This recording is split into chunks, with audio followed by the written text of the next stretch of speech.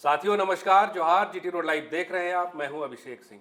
साथियों, अगस्त के महीने से शुरू हुआ कुर्मी का रेल टिक्का आंदोलन।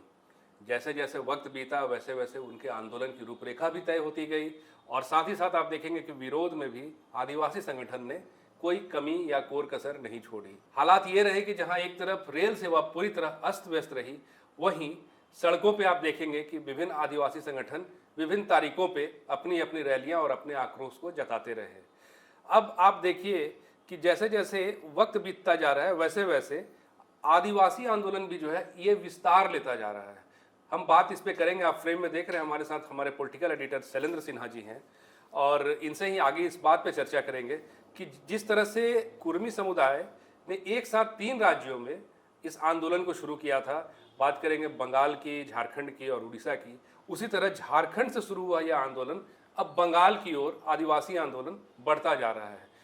इस संदर्भ में शैलेंद्र जी आपसे जानना चाहेंगे कि 18 नवंबर को एक रैली आदिवासी मंच की ओर से बांकुड़ा में प्रस्तावित है। क्या ये ऐसा नहीं लग रहा है कि ये भी अब संगठित होकर के और एक बृहद रूप लेता जा रहा है? इस पे क्या कहेंगे? देखिए, ये बहुत बहुत ही ज़्यादा एकदम आप कह सकते हैं जो गंभीर मामला भी है। गंभीर इसलिए भी है क्योंकि जैसा आपने कहा और हमारे बहुत सारे दर्शक भी जान रहे हैं इस बात को, जो कैसे कुर्मियों ने अपने आप को एसटी की सूची में शामिल करने की मांग को लेकर के, कुड़माली भाषा जो है उनको संविधान की 8वीं अनुसूची में शामिल करने की मांग को उन्होंने एक प्रमुख आवाज़ देना शुरू किया था अगस्त के महीने से। और इस मांग को लेकर के उन्होंने ऐलान भी किया था जो 20 सितंबर को वो 3 राज्यों में रेल टेका करेंगे, और उन्होंने किया भी। कैसे झारखंड में कई स्टेशनों पे वो रेल टेका आंदोलन की वजह से पूरे दिन रेलगाड़ियाँ, 200 से ज़्यादा रेलगाड़ियाँ ठप रही, लाखों यात्रियों इससे परेशान रहे।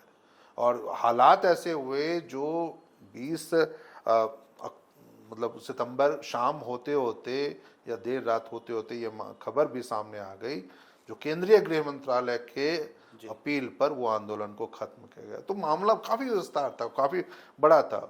बंगाल में भी मामला उठा था, वहाँ के हाई कोर्ट ने इस मामले में कहा सरकार को निर्देश दिया जाए जो किसी भी स्थितियों में लोगों को इसकी वजह से परेशानी ना होना पड़े। तो आप बिल्कुल सही कह रहे हैं। काफी गिरफ्तारियां भी हाँ, उसमें हुई झारखंड में भी मामले दर्ज किए गए अलग अलग नेताओं पे, जिसमें जयराम महतो का भी नाम शायद प्रमुखता से आ रहा है। आजसू नेताओं के नाम आए, विधायकों के नाम आए, अलग मसला है वो। लेकिन आज उसके मामले के बाद से जिस तरीके से या उससे पहले भी आदिवासी संगठनों का उबाल जो देखने को मिला झारखंड में, वो बहुत हैरान करने वाला था। वो हैरान इसलिए करने वाला था जो यदि कोई एक संगठन है, कोई अपनी मांग रखता है, कोई एक आंदोलन करता है, कोई कार्यक्रम तय करता है, तो क्या सिर्फ उसके आधार पे ही आपको विरोध करने का हक है या नहीं है? क्योंकि हम और आप एक लोकतांत्रिक देश में रह रहे हैं और वहां पर हर किसी को अपनी बातों को रखने का है। लेकिन देखिए, वो रेल टेका आंदोलन तो सिर्फ एक दिन चला, एक दिन में वो मामला खत्म हो गया। लेकिन उसके बाद से जो उबाल आया हुआ है आदिवासी संगठनों में, आपने भी कहा जो कैसे अलग अलग तिथियों पे, कभी रामगढ़ में, कभी राजधानी रांची में, कभी गुमला में या सरायकेला में, खूंटी में, इन जिलों में जिस तरीके से आदिवासी इस मामले को लेकर के कुर्मियों के खिलाफ गोलबंद हो रहे हैं, एकजुट हो रहे हैं, लोगों को एकजुट करने की कोशिश कर रहे हैं और इस मांग का विरोध कर रहे हैं, वो बेहद हैरान। शैलेंद्र जी, एकजुटता तो दिखी, हाँ, शुरुआती दौर से लेकर बहुत हद तक एकजुटता दिखी। लेकिन अब क्या आपको इसमें एक दरार दिखती है? जैसे कि प्रभात तारा मैदान में जो 17 तारीख की रैली में उसमें आप देखेंगे कि उसके बाद निशा भगत हैं, फूलचंद तिर्की हैं, जो ये आरोप लगा रहे हैं कि मंच को कहिए या इस रैली को कहिए, ईसाई धर्म के लोगों ने या इस मंच को जो है ईसाई धर्मांतरण वाले लोग जो हैं उन्होंने हाईजैक कर लिया और हम मूल आदिवासी जो हैं इनके मुद्दे जो हैं वो वहाँ रहे ही नहीं। तो क्या ऐसा नहीं लग रहा कि आपको एक दरार यहाँ भी दिखना शुरू हो? देखिए, ये चीज़ें तो होंगी क्योंकि ऐसी चीज़ें हैं झारखंड में, मतलब आप कह सकते हैं दर्जनों की संख्या में आदिवासी संगठन है। तो किन संगठनों ने इस आंदोलन की शुरुआत की? जैसे हम लोग कुर्मियों के लेकर के कहते रहे हैं, जो कुर्मी आंदोलन किस संगठन के नेतृत्व में हुआ था, कितने संगठन उसमें शामिल थे, कितने राजनीतिक पार्टियों ने उसको समर्थन किया, ये चीज़ें कभी नहीं सामने आ पाई। जैसे हम लोग कहते हैं जो एक शीतल ओहरदार हैं, उनके नेतृत्व में भी एक संगठन है, वो उन्होंने कुर्मियों के वो चीज़ों की शुरुआत की। हालांकि इससे पहले ये बात सामने भी आई थी, जो कैसे पश्चिम बंगाल का कोई कुर्मी संगठन है, उसने सबसे पहले इसकी मांग रखी और इस आंदोलन की शुरुआत या इस ऐलान किया था जो हम रेल टिका करने वाले। तो कुर्मियों में जैसे कई संगठन हैं और कई संगठनों ने इस आंदोलन को एकजुट होकर लड़ा और लगातार होता है लगातार ना, लड़ते इससे हैं, पहले हाँ भी हुआ, ये लगातार भी पहला करते हैं। आंदोलन और था इसी बात को लेकर लेकिन आदिवासियों में ये एक तो अलग अलग बिखराव तो नजर आ रहा है। पहले एक कई मंच बार पर नजर जाता है। आते थे, हाँ, एक मुद्दा दूसरे था। मुद्दों पे, दूसरे जी, मुद्दों जी। पे, लेकिन ये एक ऐसा नहीं, इसी मुद्दा मुद्दे पे भी था। आप देखेंगे ना शैलेंद्र जी कि एक मंच पे थे सब कि हम ये आरक्षण का विरोध करते हैं और हम ST संगठित में रूप से शामिल जी, करने को, हाँ, बिल्कुल। तो अब क्या आपको एक अलगाव दिखना नहीं शुरू बिल्कुल, हुआ? आप देखिए, आप सही कह रहे हैं, क्योंकि देखिए हर नेताओं को अपना फेस वैल्यू चाहिए। जितने भी आदिवासी संगठनों से जुड़े नेता हैं, चाहे वो पॉलिटिकल हो, सोशल लीडर रहे हों, या फिर दूसरे एक आप कह सकते हैं जो जल जंगल जमीन की आंदोलन में शामिल होने वाले नेता रहे, हर किसी को अपना फेस वैल्यू चाहिए। आज के दौर में तो ये देखने को मिलता रहा, और यही वजह है जब कुछ नेता अचानक से उनको मीडिया में हाइप मिल जाती है।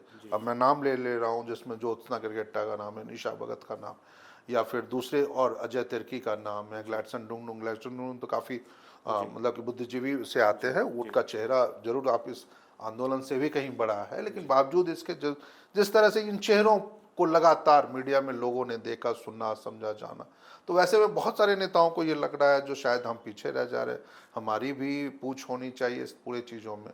तो यही वजह है ना, जो आप बताइए ना, जो एक हफ्ते के अंतराल में, एक हफ्ते के अंदर एक ही जगह पे, यानी हम रांची की बात कर रहे हैं, जो कैसे 12 तारीख को कुछ संगठन मोराबादी में आंदोलन करते हैं इस मांग के विरोध में, और कैसे ठीक 5 दिन के बाद 17 तारीख को प्रभात तारा मैदान चले तो जाते ये हैं। मंच से उतारने वाली जो बात हो गई, ये भी ये भी देखिए, ये वही स्थिति है जो कई बार नेताओं के, खासकर कुछ नेताओं के बयानों को लेकर, उनके भाषा को लेकर के लोगों में भी हाँ उनकी आपत्तियां रही हैं, और कई लोग इससे अपने आप को दूर रखने की भी कोशिश करते हैं। यही वजह है जो कई मंचों पर या कई जगहों पर, खासकर प्रेस कॉन्फ्रेंस में आप देखें, दर्जनों प्रेस कॉन्फ्रेंस हुई हैं पिछले 2-2.5 महीनों में। आप देखें अगस्त से, जब से ये आंदोलन की शुरुआत हुई, और आज अक्टूबर के हम तीसरे हफ्ते में जब हैं, तो कई बार लोग देख रहे हैं जो बहुत सारे चेहरे हर जगह पे नजर नहीं आ रहे, अलग अलग चेहरे अलग अलग लोगों के द्वारा ये किया जा रहा है। और अभी देखिए ना, अभी आपने जिनकी चर्चा की, जो कैसे पश्चिम बंगाल में, जो पश्चिम बंगाल में West Bengal scheduled tribe welfare association करके एक संगठन है, वो बांकुड़ा में 18 नवंबर को एक रैली का आयोजन कर रहा है, एक प्रदर्शन का आयोजन कर रहा है, और जिसमें प्रमुख रूप से अभी निशा भगत को बुलाया गया। अच्छी बात है, अब वो कार्यक्रम उनका है, वो तय जरूर करेंगे जो किसको आमंत्रित करते हैं या नहीं है, लेकिन लोकप्रियता का एक पैमाना देखिए जो किस तरीके से, जिसकी चर्चा भी हम लोग कर रहे हैं, जो कैसे फेस वैल्यू नेताओं में बढ़ रहा है, महिलाओं नेत्रियों में, खासकर प्रमुखता से जो कौन युवाओं के नज़रिए से भी लोग अब उन चीज़ों को देख रहे हैं, तो ये एक गंभीर मसला है। लेकिन हाँ यही है, जो यदि ये सभी आदिवासी संगठन एकजुट रहते, एक मंच पे रहते, तो इनकी बातों को प्रमुखता से सुना जाता, और आवाज और बुलंद होती, और बुलंद होती निश्चित रूप से। ये अच्छा, एक बात और है शैलेंद्र जी कि जैसे जैसे ये आंदोलन समाप्त हुआ, कुर्मियों का जो रेल टिका आंदोलन था, और उसके बाद ये भी बातचीत हुई कि एक प्रतिनिधि मंडल को बुलाया जाएगा दिल्ली में शीर्ष वार्ता की। बिल्कुल, लेकिन वो बातचीत भी आप देखिए कि 1 महीना से ज्यादा का वक्त हो गया, अब तक वो उस मामले में बातचीत हम लोग आगे नहीं। ये बहुत सही में हैरान करने वाली बात है, और खासकर तब जब केंद्रीय गृह मंत्रालय, जैसे आप समझ सकते हैं जो सरकार के शीर्षस्थ मंत्रालय में से एक है वो, और उसके हवाले से यदि कभी मीडिया में खबरें आती हैं, विधायक तक उस बातों को कहते हैं, ये तक चर्चा आती है, जो उसके लिए एक कमेटी का भी गठन हो गया है, जिसमें झारखंड के विधायक, सांसद और उड़ीसा की एक सांसद हैं, वो तमाम ये लोग उसमें जाएंगे और वो वार्ता होगी।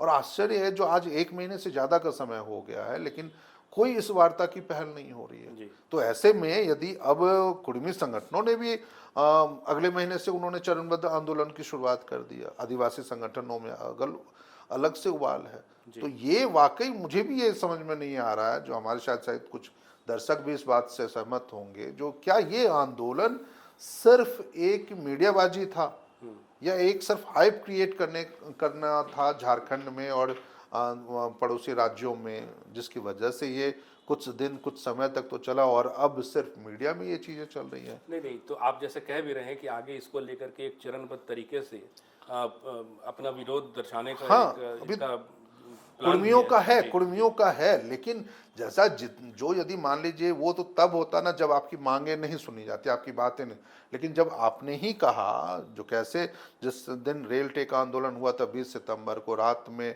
कई स्टेशनों जी। पर, जैसे हम मुझे याद है जो मुड़ी में भी हुआ था, बोकारो में हुआ, बोकारो में हुआ था, फिर इधर धनबाद के आसपास कई स्टेशनों पे ये पारसनाथ बातें, के, हाँ पारसनाथ में भी हुआ था।